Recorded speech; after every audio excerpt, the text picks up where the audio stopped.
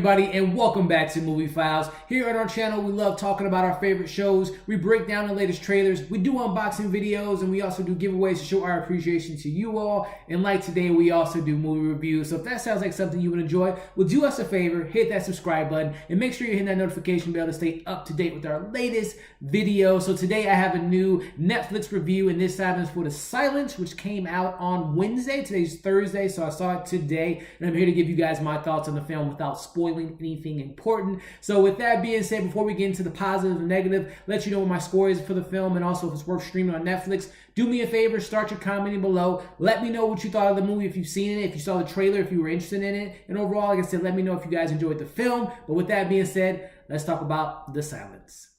When the world is under attack from terrifying creatures who hunt their human prey by sound, 16-year-old Allie, who lost her hearing at 13, and her family seek refuge in a remote haven. They discover a sinister cult who are eager to exploit Allie's heightened senses. Alrighty, so that was the synopsis of the film. Now, this film is based on a 2015 horror novel, so it came out about 4 years ago. So this isn't a complete ripoff of, you have A Quiet Place, and you also have by Netflix, what was it, Bird Box. So it was in the zeitgeist per se, but I'm going to touch, I want to go ahead and, like I do with all my reviews, start off with the positive. So I got to start off top. One of the things was literally, I was watching my clock, like, wow, this kind of picked up really quickly. Within the first 15 minutes, we meet the family, we meet Allie, and we see where her situation is. She lost her hearing at 13. Again, you could read that in Synopsis, see it in the trailer. And then we see kind of her family dynamics, and literally, the stuff hits the fan within the first 15 minutes, which I was excited. I was really on board. I'm like, okay, wow, we didn't really have to waste time to meet who these people are and see what their whole dynamic is. And hopefully, I was hoping that we got that later in the film. But I'm like, okay, we're getting things going, which is a really promising sign that this film must have a lot of stuff in the middle and the end to really kind of cramp in everything within 15 minutes. And also, it was done pretty effectively. As far as some other positives too, I will say the cinematography for the most part was pretty solid. Once the things kind of hit the fan, we get these creatures and we get this overview shot of the city, and there's a lot of other shots in the film, like closer to the end, and you can see this in the trailer, where it's a really beautiful shot of the creatures in the sky, and there's like a thunderstorm going on. Cinematography wise, the film looked pretty crisp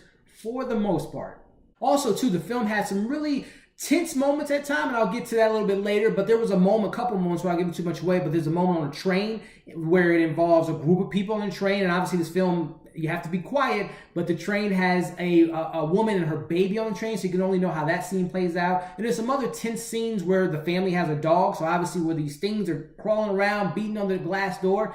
Dogs don't like that. They tend to bark when they're scared or they're nervous and they want to protect their loved ones. So they definitely had some scenes and some moments in the movie where it was kind of tense, and it kind of left me on the edge of my seat. One more thing that I also want to point out was performance-wise, I like the cast. You have Miranda Otto and also Kira, who's also in the Chilling Adventures of Sabrina, which you can see my review on that show, which we did recently for part 2. I like their performances. Stanley Tucci was good. The grandmother, the family dynamic was good for the most part. But I will say the two standouts were, for me, was Shipka and Stanley Tucci. They had a little bit more chemistry, a little bit more to do, especially Shipka. She was the lead of the movie, and I thought she did a really good job. And also towards the second half, third act, there's a group element. I'll just say it's a group of people, which I read in the synopsis, that kind of approach the storyline. And I kind of like the twist of what they kind of were out for, and kind of their plan to kind of deceive the family. It was a pretty interesting spin on this take of movies that we've gotten recently, where you have to be quiet and we had these group of people trying to get you. So I like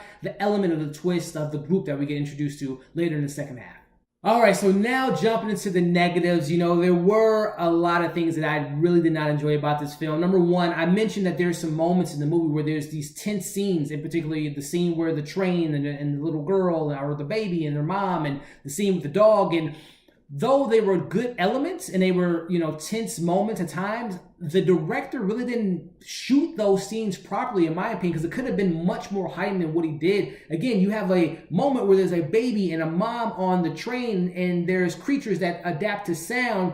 The way that scene was shot was just so quickly, and we really didn't get what I wanted from that scene. There's another scene that takes place later in the film where Stanley Tucci and his daughter Shipka are in a store, and that scene should have played out more frightening, more terrifying. And there's other examples. Again, I mentioned they have a dog, and that moment got me a little bit because I have a dog, but there should have felt more tension. And there's one scene in this movie, and I won't give too much away, but they have this uncle of theirs, and the actor, I've seen him before, he's a pretty solid actor, but he was terrible in this film. The uncle in this movie was I'm trying to think of the line, it was something like, the way he delivered his line where something happens, he says, the way he delivered, my leg is stuck, get up. It was just, the whole scene was terrible until we got to that dog moment. But it was just moments like that where I felt the dialogue was just so wasted and so bland. And you have these really great actors and actresses that are great in their own field of work, but the lines and the dialogue was just so dreadful and so boring and so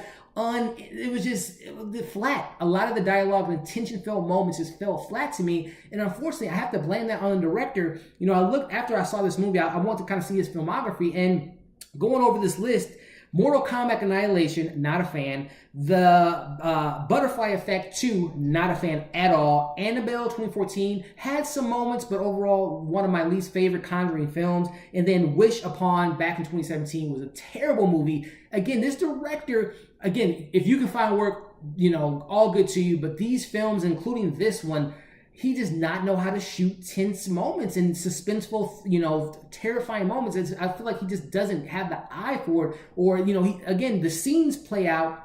The setup is really interesting, but the execution just really falls flat for me personally. Now, again, like I said up top, of course, you're going to compare this to A Quiet Place, Bird Box, and there are moments, literally moments, that are ripped out of those two movies, in particularly A Quiet Place. And I won't give away the scene, but the idea of Shipka's character being deaf. Again, I know it's based on a novel, but very similar to A Quiet Place. A little girl in that was deaf. And also, there's the scene towards the end that really was ripped out of A Quiet Place in regards to something that happens towards the family. So there was literally moments like that where I'm just it was just copied and pasted. And then one thing that was kind of a nitpick, and I kind of read this after I saw the movie, the director, Kiernan Shipka, I'm a big fan of hers. Again, if you saw my review for Sabrina, I've been watching her since she was on Mad Men, and I like to see her in more movies. But the director had said something in the regards of, Kara had to learn how to do sign language. She was great at doing it, blah, blah, blah.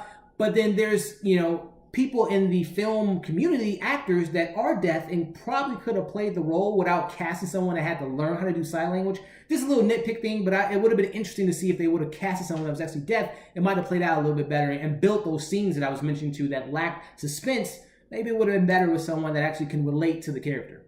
All right, so all of that being said, again, there were some moments that I liked, but all in all, was a very disappointing, lackluster a film that had really no heart. We really don't learn much about the family. There's really no backstories to the family. Again, I liked Stanley Tucci and Kiernan Shipka and Miranda Otto and all the other characters, but I just feel like this film fell flat, and I think that's due to the direction of the film and the script and the dialogue. So with that being said, I'm giving this film a 2 out of 5.